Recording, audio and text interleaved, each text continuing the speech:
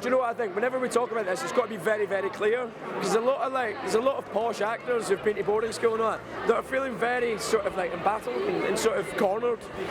Nobody's got anything against an actor who's posh and is doing really well, but we're really worried about a society that doesn't give opportunities to everybody from every walk of life to be able to get into the arts, and that is happening.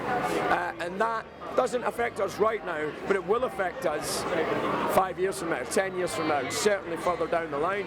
And that's a frightening world to live in, because as soon as you get one tiny pocket of society creating all the art, our culture starts to become representative not of everybody, but of one tiny part. And that's not fair to begin with, but it's also damaging for society.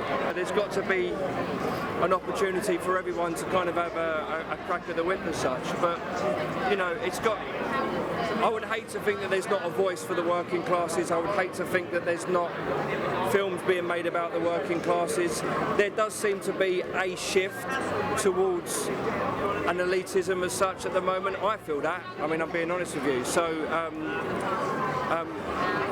I just think, you know, there just have to be careful of it and hope that there's a balance struck. It has to be talked about, and that's why this play perhaps hasn't been revived for a while, because we were led to believe, or some people were led to believe from John Major on, that we live in a classless society, and you know, the last 5 years has shown it up to be a complete and utter myth, and you know, it's got worse and worse and worse, and it is a bit of a cliche to talk about the 1%, but you know, something's going to have to give, because it is, you know, ultimately going to be self-serving for a lot of people. And I'm not knocking, you know, there's a tremendously talented people out there. The danger is you start knocking people for their talent, and that's not what it's about. It's about opportunity for all.